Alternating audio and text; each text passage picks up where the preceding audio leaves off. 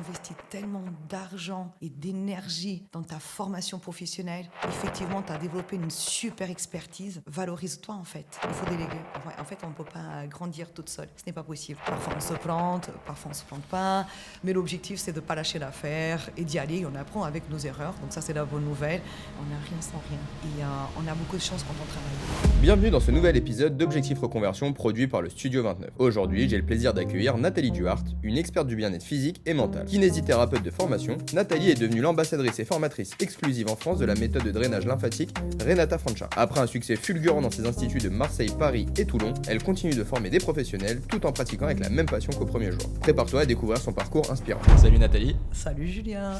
Je suis très heureux de t'accueillir sur mon podcast Objectif Reconversion. Également. On a quelques relations en commun, Roger et Tabata qui est passé tous les deux dans le podcast Objectif Reconversion. C'est génial. Ce que je te propose dans le premier temps, c'est que pour ceux qui ne te connaissent pas, nous expliquer un petit peu qui tu es et ce que tu fais aujourd'hui. Alors, donc, je m'appelle Nathalie, je suis masseur, kinésithérapeute et ostéopathe. Je suis formatrice à la méthode Renata Francia et ambassadrice également. Et j'ai créé ma propre marque, donc je suis fondatrice de Kinetic Brand. Donc, c'est une marque qui a un concept de bien-être. Donc voilà, j'ai plusieurs casquettes et d'autant plus, je suis aussi titulaire de 2 instituts, enfin même 3 instituts, Paris, Marseille et Toulon. Donc voilà, déjà une vie bien remplie. Ouais, clairement. D'où le fait qu'on fasse du crossfit à 6h du matin. C'est ça, parce que oui, je te disais que moi j'avais vu sur les réseaux que tu étais très sportive. Absolument. Et aujourd'hui, avec toute cette vie-là, ce qui est intéressant et ce qui va nous intéresser justement, c'est de comprendre ton parcours, de revenir un petit peu en arrière. On va remonter assez loin puisqu'on va revenir à ton parcours scolaire. Okay. Explique-nous un petit peu ton parcours, quel est ton parcours scolaire et comment tu as démarré justement au niveau des études. Alors en vrai, pour tout expliquer, j'étais, étant très jeune, donc étant enfant, j'étais déjà sportive. À cette époque-là, j'ai toujours adoré le sport, c'était vraiment une passion. D'ailleurs, je croyais que j'allais percer là-dedans.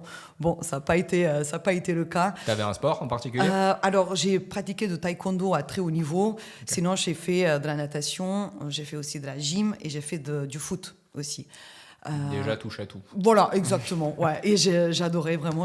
Donc, je croyais que j'allais percer là-dedans. Sauf que c'est vrai qu'à cet âge-là, il faut quand même une structure derrière. Et donc, structure que je n'avais pas forcément. Et en vrai, j'avais aussi envie de percer aussi au niveau des études. Donc, c'est pour ça que j'ai passé mon bac S.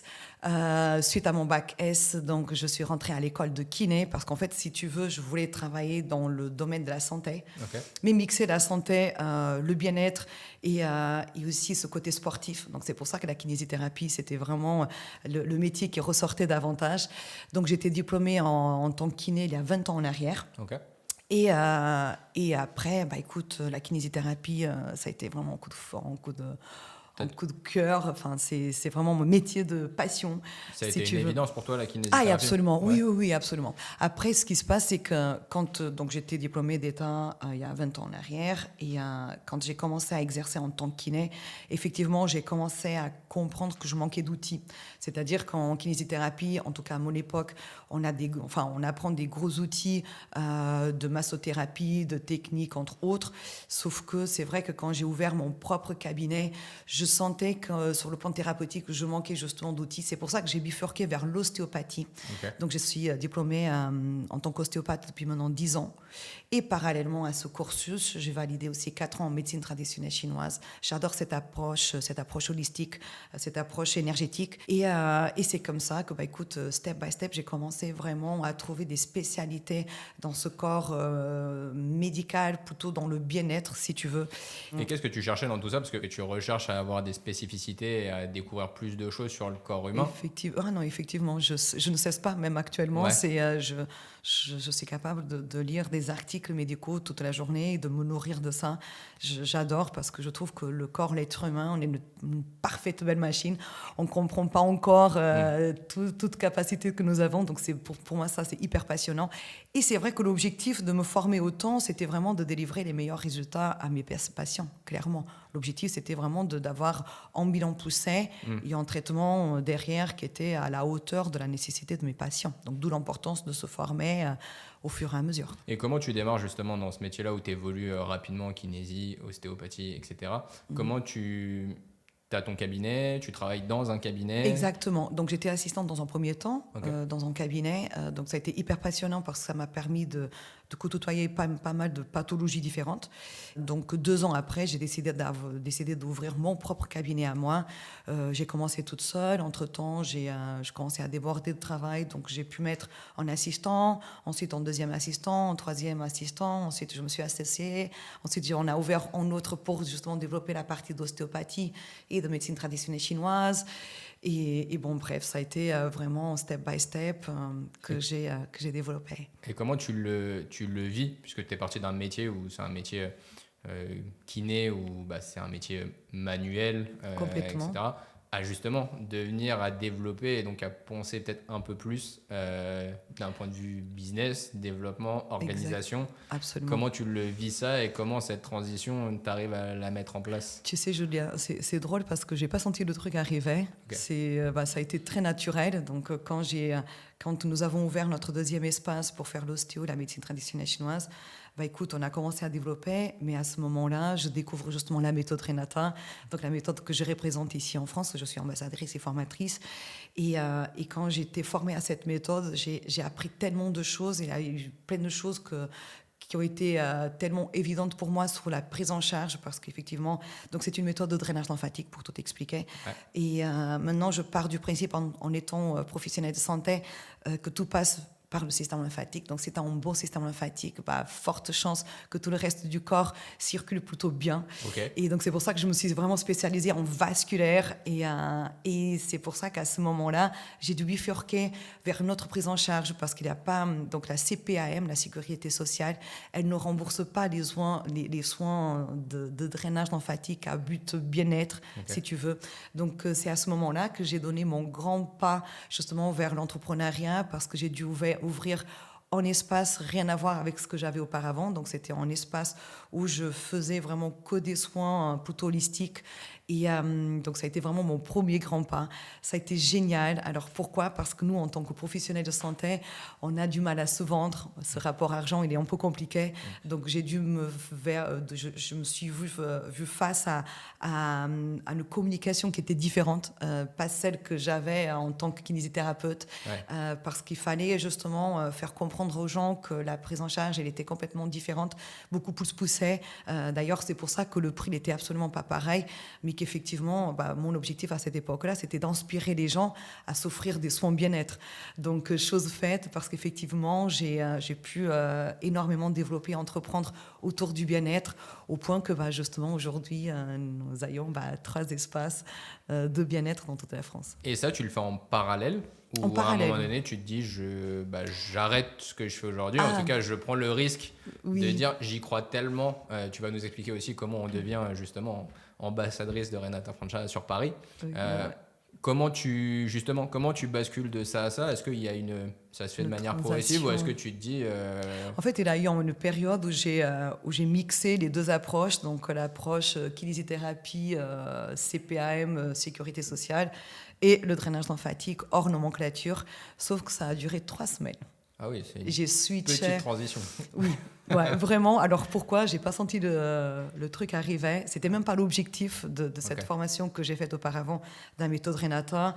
Mais en fait, ce qui se passe, c'est que j'ai commencé à regarder mon planning. Je commençais à être tellement demandée par rapport au drainage, parce qu'en vrai, mes 3 premières clientes étant hyper satisfaites, m'ont envoyé 2-3 chacun. Les 2 autres clients étant contents, m'ont renvoyé du monde. Le bouche à oreille. Donc, bouche à oreille. Mais Julien, ça a été hallucinant. Génial, c'est ce qu'on souhaite tous. Oui, absolument. Parce que c'est les sauf meilleurs que j'étais clients, pas finalement, prête. le bouche à oreille. Oui, absolument. Sauf que ce sont les meilleurs ambassadeurs de notre travail. Sauf que j'étais pas prête. J'ai même pas eu le temps de faire le deuil de la kiné, de l'ostéo. J'ai pas eu le temps parce que je me suis vue face à ça. Donc, au vu du retour tellement positif suite au drainage, Julien, franchement, le choix, il a été trop facile. Et je me suis dit, non, il faut vraiment que je me canalise sur ça. Il faut vraiment que je me spécialise là-dedans. Et c'est là que j'ai poussé plus loin les formations de la méthode Renata. Et justement, là, pour faire un petit zoom justement sur cette transition, comment tu deviens l'ambassadrice de la méthode Renata en France. Exactement. Qu'est-ce qui se passe et comment ça s'est passé? Ouais, écoute, ça a été un rassemblement de bonnes coïncidences. Après, je n'y crois pas aux coïncidences. Je trouve qu'il y a toujours des belles rencontres. Et c'est ce qui m'est arrivé. En fait, les 3 premiers protocoles de la méthode Renata, parce que dans la méthode Renata, il y a plusieurs protocoles. Donc, j'ai validé les 3 premiers pour voir ce que c'était, pour voir si l'approche me plaisait. Donc, j'ai validé les 3 premiers à Lisbonne, avec la formatrice officielle Portugal à l'époque. Oui, parce que tu es d'origine portugaise. Tout à fait, exactement. Donc, je suis née à Lyon, mais je suis d'origine portugaise. Okay. Donc, quand j'ai appris que les formations à la méthode Renata se faisaient au Portugal, j'ai saisi l'opportunité. Je suis allée donc me former. Écoute, comme je disais, coup de cœur, franchement, j'ai adoré l'approche. Et comme j'ai vite développé autour de la méthode Renata et que cette méthode, elle est traître, on a envie de passer à la suite rapidement.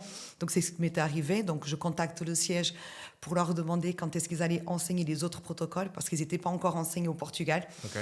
Et là, ils m'ont dit, Nathalie, c'est vraiment qu'à São Paulo, auprès de Renata, que tu pourras apprendre les autres protocoles. Donc après, rapide réflexion, parce que ça n'a pas duré longtemps, j'ai pris mes valises avec mon mari, on est parti à São Paulo. Et c'est à ce moment-là que nous avons rencontré pour la première fois Renata Fonsa, qui avait déjà repéré un petit peu sur les réseaux sociaux notre travail. Elle appréciait notre approche. Écoute, Julien, heureusement qu'on ne le savait pas, mais une fois que nous sommes arrivés sur place, nous avons été soumis à une évaluation qui a été faite discrètement par Renata et son associé et les assistants. Okay. Et à la fin de cette immersion que nous avons fait auprès de Renata, qui a duré 1 semaine, ils nous ont convoqués pour nous proposer d'être les formateurs à la méthode Renata. Et c'est comme ça que cette belle aventure elle a démarré, à savoir que nous sommes formateurs maintenant depuis 4 ans, nous formons depuis 4 ans, okay. Mais le projet existe depuis 5 ans. Et aujourd'hui, quelle est cette relation justement avec Renata? Aujourd'hui, est-ce que tu as des échanges réguliers? Comment ça fonctionne? Alors, entre le Brésil et la France? Exactement. Alors, en fonction des besoins, c'est clair qu'on est tout le temps connectés. Ouais. Après, on est en mode go with the flow, donc ça se passe plutôt très, très bien de part et d'autre.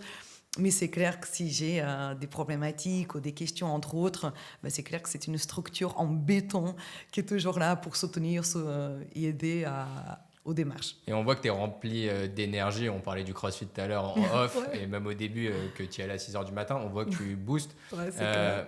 Quelle est la place, parce que tu en as parlé très rapidement là, quelle est la place de ton mari justement là-dedans? Est-ce que lui, il est dans le même univers que toi? Absolument. Ok. Écoute, Julien, on est en binôme, on est one-to-one. Et ça, c'est génial. Pourquoi? Parce qu'on partage à la fois le même travail et la même passion. Donc, ouais. Ça, c'est chouette. Alors, il est vraiment mon bras droit, c'est-à-dire qu'il me soutient en formation. Il est également formateur à la méthode Renata. Et figure-toi que lui, il a entamé une reconversion. Il n'était vraiment pas de ce corps métier. C'est toi qui l'as emmené dans ce métier ou... Oui, en fait, pour tout expliquer, il a toujours été mon cobaye. Ok. Donc, il appréciait à chaque fois. Donc, en ostéopathie, je rentrais à la maison, je le trustais dans tous les sens et tout, tu vois. En acupuncture, pareil, je le piquais dans tous les sens. Il était là, le pauvre. Mais bon, il appréciait. Il me disait à chaque fois, mais Nathalie, tu m'as fait du bien et tout, mais quel kiff de faire ça. Donc, écoute, j'ai beaucoup développé, comme je t'avais dit déjà, avant la méthode Renata, mais en ostéopathie, en médecine traditionnelle chinoise. Et déjà, à cette époque-là, ça nous travaillait justement cette envie de travailler en binôme, justement, de partager cet aspect bien-être entre nous. Et écoute, la méthode Renata, quand je l'ai appris, pour moi, c'était une évidence qu'il apprenne cette méthode. Ouais. Et c'est pour ça, quand je lui dis, t'en penses quoi? Il me dit, allez, go, je pense que c'est vraiment le moment. Donc, il a entamé une grosse reconversion professionnelle. Et ça a été génial parce que vraiment, il a été d'office passionné par l'univers du bien-être. Et aujourd'hui, vous êtes dans le même bateau tous les deux? Absolument. Oh, ouais, absolument. Et justement, là, tu deviens, donc, t'es agréé, on te valide pour être la représentante de Renata en France. Comment on transforme ça et que tu deviennes cette femme business à 3000%? Parce que là, tu en as parlé juste avant. Tu développes la méthode Renata, tu as 3 centres répartis sur toute la France. Tu développes ta propre marque. Bref, comment on bascule avec une autre psychologie maintenant en se disant je deviens une vraie femme d'affaires? Ouais, c'est clair qu'il faut tourner la clé. Hein. Quand à un moment donné, il faut... Parce que je trouve, tu sais, Julien, on est vraiment nos sémaphores. C'est-à-dire que... on se met dans le rouge et on se met le vert. Et c'est vrai que nous, les professionnels de santé, pour y revenir, c'est clair qu'on ne se trouve jamais légitime pour vendre, pour se positionner justement en tant qu'entrepreneur sur le terrain, alors que, écoute, Julien, on est chef d'entreprise, il faut que la boîte, elle tourne. Donc, à un moment donné, moi, ça a été clairement par passion que j'ai franchi ça. Et puis, de me dire, Nathalie, tu as investi tellement d'argent et d'énergie dans ta formation professionnelle. Effectivement, tu as développé une super expertise. Valorise-toi, en fait. Ouais. Parce qu'effectivement, ce que tu fais, après, je ne suis pas surdotée ni quoi que ce soit. Ce n'est pas ça la question. C'est que juste, je me suis donné les moyens pour aller chercher des compétences de plus en plus de façon pour me positionner aujourd'hui sur le terrain en étant experte justement en drainage lymphatique et en vasculaire. Et après, bien évidemment, ce développement entrepreneurial, c'est la suite logique. Tu sais, quand tu te positionnes sur le terrain, que tu as une certaine autorité, tu as envie justement de t'expertiser encore plus. Et c'est pour ça que le développement de mes instituts, surtout et davantage aussi de Kinetic Brand, donc ma marque, c'est clair que c'est clairement la suite logique, parce que je trouve qu'il y a plein d'handicaps dans mon corps métier, notamment justement au niveau des produits que je vends. Pourquoi je me suis trouvée à développer ces produits, c'est parce qu'ils n'existent pas. Ouais. Ça n'existe pas, les produits que je vends en Kinetic Brand. Donc c'est pour ça que je me suis dit, pour faire face à cet handicap, pour faire face à cette problématique qui existe sur le terrain, écoute Nathalie, tu connais pertinemment le terrain, tu as été déjà à la place de tous les professionnels de santé, du bien-être. Allez, vas-y, développe ton concept à toi, où tu vas pouvoir répondre à toutes questions pour que les gens ils puissent avoir des produits stylés, de qualité, et en termes de qualité-prix, qu'on soit plutôt bien placé. Et comment tu fais face à ça? Parce que là, tu vas encore sur un nouveau sujet, c'est-à-dire que tu développes des produits. Donc c'est une autre problématique, oui. J'imagine. Comment tu apprends tout ça, justement, et comment tu fais face de quelque chose de manuel, d'une méthode que tu as appris, dans laquelle tu crois et donc dans laquelle tu arrives à former de manière naturelle, entre guillemets. C'est-à-dire que tu y crois tellement que les gens sont obligés d'y croire avec toi. Oui. Tu la vends tellement bien. Comment on en vient à justement, là on développe un produit, donc avec peut-être d'autres problématiques. Ce ne sont pas les mêmes démarches, absolument. Ouais, en fait, ce qui se passe, c'est que je pense que j'ai une veine en moi, par le biais de mes parents, qui me permet de connaître ce système justement de développement. Pourquoi ? Parce que mes parents, ils étaient justement chefs d'entreprise, et donc j'ai toujours côtoyé des gens qui devraient gérer des entreprises et développer des produits aussi. Donc en vrai, ça a été un gros challenge, parce que je suis complètement sortie de ma zone de confort, notamment au niveau de la cosmétique, d'autant plus c'est vachement réglementé, parce qu'à l'intérieur de Kinetic Brand, nous avons deux collections. Donc la collection Textile Spa. Donc c'est une collection que j'ai développée parce que j'ai trouvé qu'effectivement aucun élève que j'avais le bonheur de rencontrer en formation avait la possibilité d'acheter une gamme de textiles spa de bonne qualité. Sauf que cette gamme de textiles, donc le premier drop que nous avons lancé, je suis sortie de ma zone confort, mais pas plus que ça. Pourquoi ? Parce que mes parents, ils travaillent dans le textile. Donc je maîtrise très bien, bien sûr. Donc je me suis dit, développe, mais n'abuse pas. Donc ça a été un risque calculé, si tu veux. Or, quand on a développé la deuxième collection, là pour le coup de la cosmétique, là c'est pas pareil. Là, je suis sortie clairement de ma zone de confort, et effectivement, il a eu des gros up and down. Je dois avouer, ça a été un peu compliqué entre les certifications, les trucs. Enfin, c'est vachement réglementé. Mais c'était génial. J'ai appris plein de choses, et maintenant, même en tant que consommatrice, je n'achète pas les produits de la même façon. Tu ne regardes plus de la même manière les produits ? Absolument pas. Absolument pas. Et d'ailleurs, c'est pour ça que je suis hyper fière, parce qu'au vu de la quantité de réglementation qu'il y a là-dedans, avoir pu mettre en place 3 produits sur le terrain qui sont juste génialissimes, pour une personne qui ne s'y connaissait pas et qui a dû justement... faire des recherches hyper profondes, je suis trop fière. Justement, comment tu l'as construit, tout ça? Comment tu as découvert? Comment tu fais ces recherches-là? Tu fais toi toute seule? Tu essaies d'être accompagnée? Beaucoup de salons de... Non, enfin, je suis accompagnée, mais c'est parti déjà de ce que je voulais comme produit. Je savais très bien que je voulais 3 produits. Comment tu les détermines, les 3 produits? Comment tu sais que c'est ça que tu veux? Exactement. En fait, je voulais une huile réparatrice, en lait raffermissant et en gel rafraîchissant. Je voulais ces 3 produits. Donc, en fait, ce qui se passe, c'est que quand j'ai décidé que c'était les 3 produits qu'il me fallait, parce qu'encore une fois, pour répondre à une problématique que je rencontre sur le terrain, donc je commence à fréquenter justement les salons de la cosmétique, etc., pour justement me rapprocher des gros requins justement de la cosmétique. Je commence à acheter énormément aussi de cosmétiques corps pour tester sur moi. Okay. En regardant les principes actifs, j'ai vu lesquels étaient plus ou moins efficaces. Et en fonction de ça, et au vu de la quantité de critères que j'avais, parce que je voulais que ce soit bio, vegan, je voulais vraiment un truc très, très poussé. Donc, en fonction de ça, je me suis rapprochée des laboratoires que je croyais être les plus compétents. Et Dieu merci, je ne me suis pas trompée. Effectivement, ça a été génial, quoi. Et là, dans ton aventure, on le voit, tu as toujours cette notion de Renata, cette méthode, cette formation, etc. Là, tu tournes vers le produit.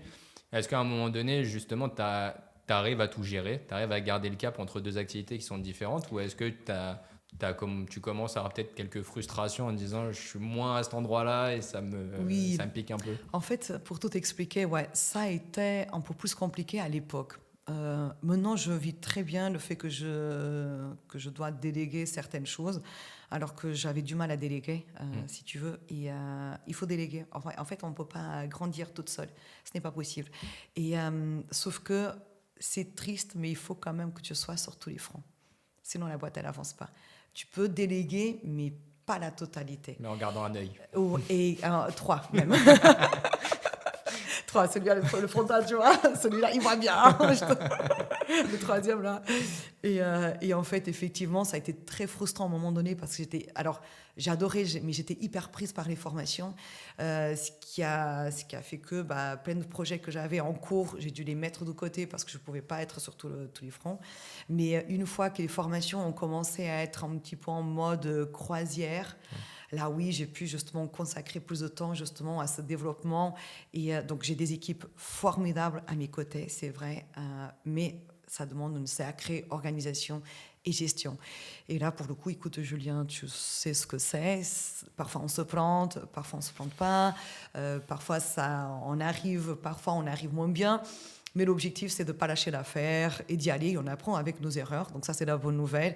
Même en termes de recrutement, même en termes d'expertise, même en termes de cette gestion entreprise, c'est vraiment en univers. Après, l'avantage, c'est qu'il a un gros écosystème qui entoure Nathalie Duarte. Il y a plein de points de connexion, si tu veux. Parce qu'il a Nathalie Duarte en tant que personne, mon personal branding.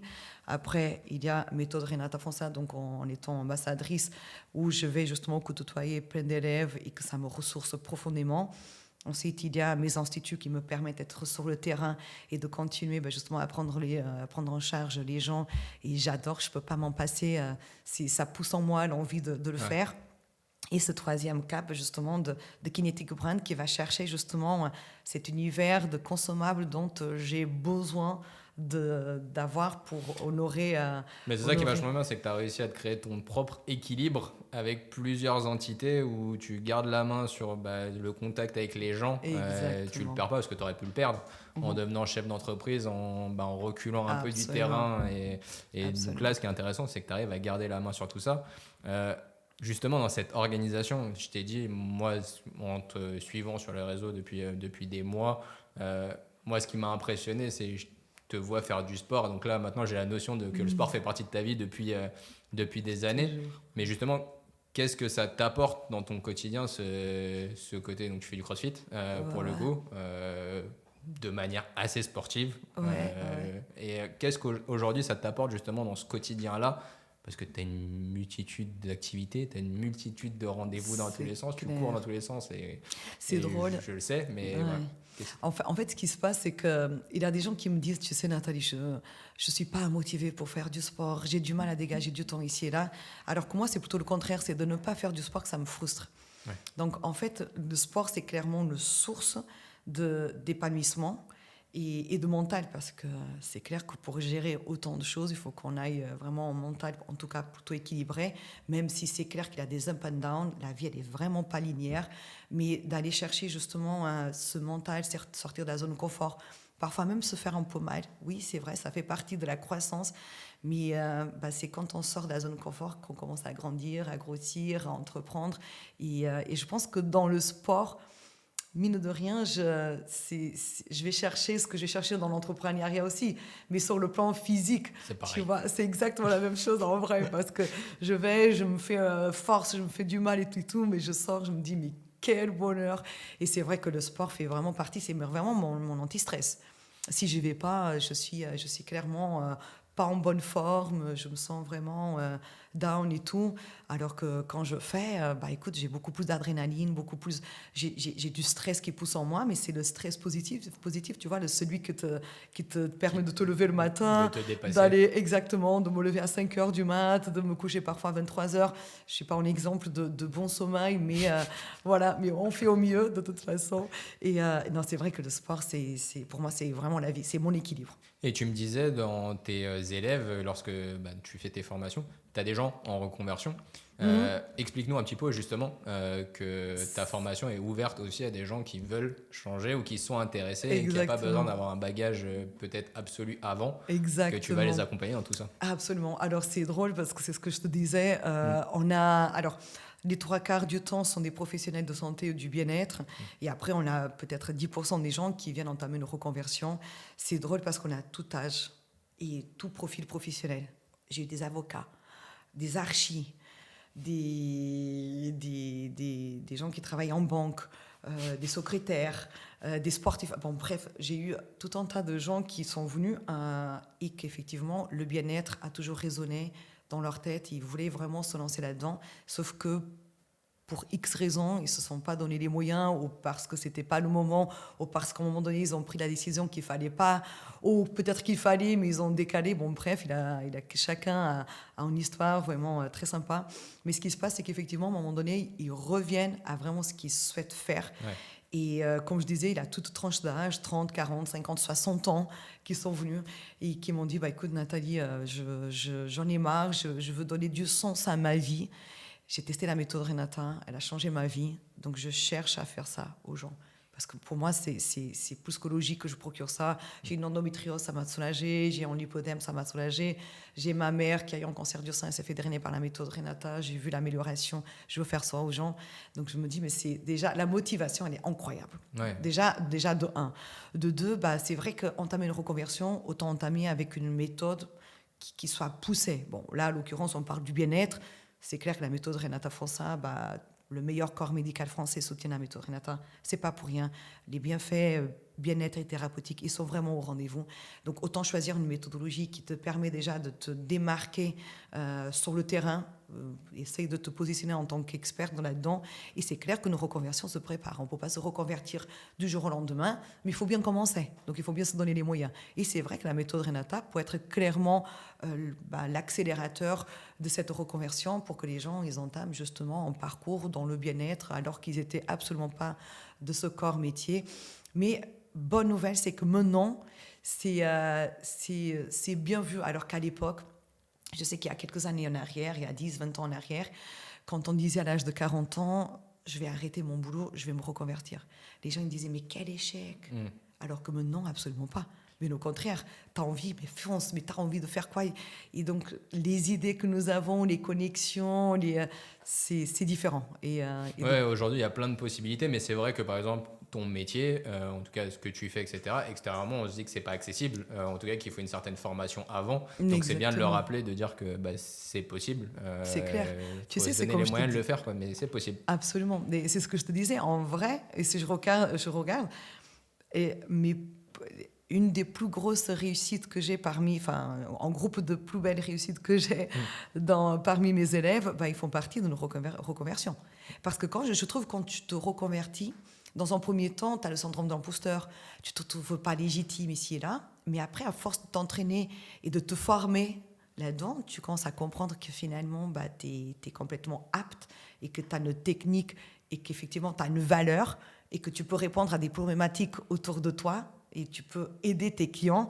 Il suffit que les gens ils s'installent, ils créent leur boîte, ils s'installent, ils commencent à entreprendre, ils commencent à prendre confiance en en eux, et puis là, ils commencent à développer, clairement. Et tu gardes un suivi comme ça, où tu restes en contact avec les gens? Très souvent, merci les réseaux sociaux. Très souvent, ils m'identifient, je vais voir un petit peu leurs avant et après, leurs témoignages ici et là, et on essaie de rester connectés, même si c'est pas forcément évident tous les jours.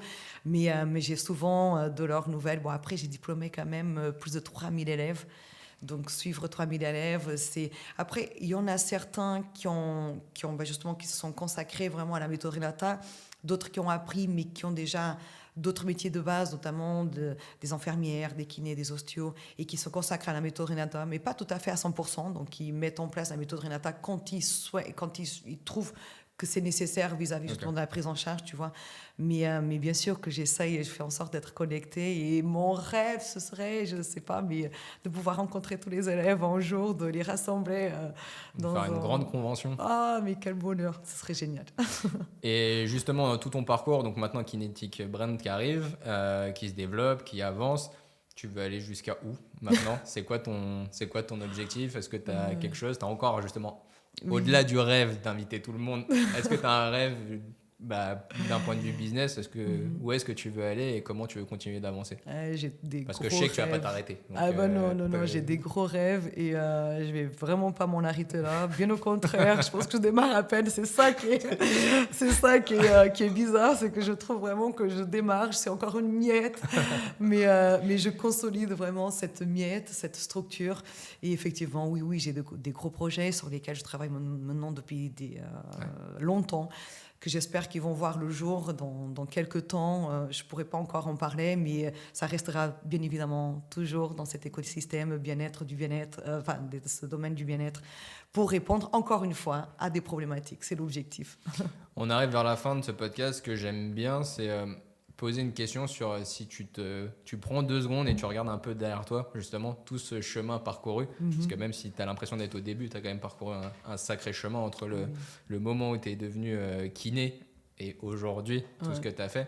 Quel regard tu portes là-dessus? Tu es fier de ton parcours? Tu arrives à prendre le temps de profiter? Tu sais, de plus en plus maintenant, le soir, j'essaie de mettre en place un rituel où je regarde la journée, je me dis qu'est-ce que j'ai fait de bien, qu'est-ce que j'aurais pu faire mieux, qu'est-ce que je souhaite faire pour l'avenir.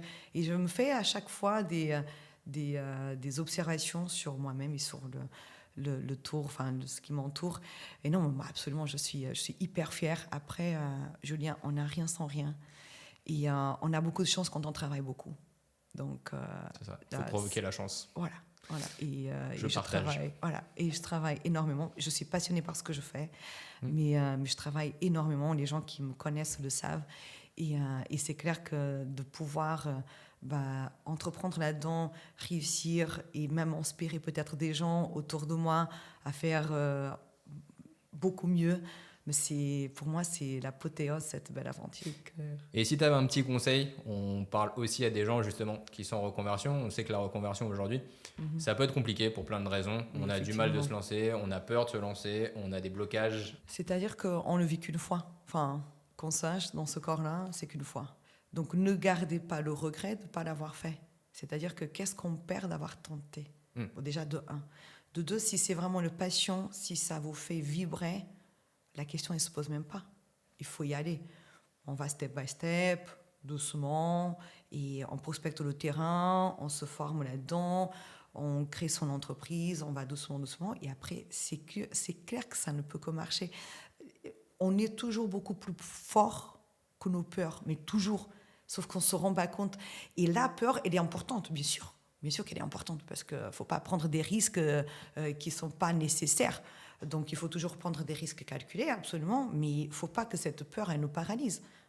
Quel intérêt, alors qu'il y a des gens, il y a des boîtes, on le voit souvent circuler sur les réseaux sociaux, qu'Adidas a commencé à l'âge de 45 ans, le fondateur de Nike, 50, 60 ans. Pourquoi à l'âge de 30, 40, 50 ans, on devrait ne pas se sentir crédible ou ne pas avoir la force ou ne pas être légitime pour entamer une reconversion? Or, on a envie. Quel dommage de ne pas franchir le cap. Donc, moi, je ne soutiens que les gens... je ne peux que soutenir les gens qui veulent vraiment y aller, parce que, franchement, ça ne pourra que marcher en vrai.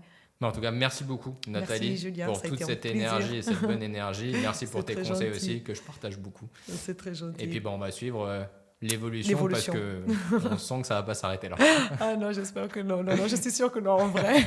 En tout cas, merci beaucoup Julien, merci. Beaucoup. C'est la fin de cet épisode d'Objectif Reconversion. J'espère que cet échange avec Nathalie Duhart aura nourri tes réflexions et donné l'envie de te lancer. Pour ne pas manquer le prochain épisode, abonne-toi à mon podcast sur tes plateformes préférées. N'hésite pas à liker, commenter et partager sur tes réseaux. On se retrouve très vite avec un nouvel invité. C'était génial, hyper chaleureux, très accueillant, franchement, c'était pas un podcast, ça a été une conversation et ça a été génial.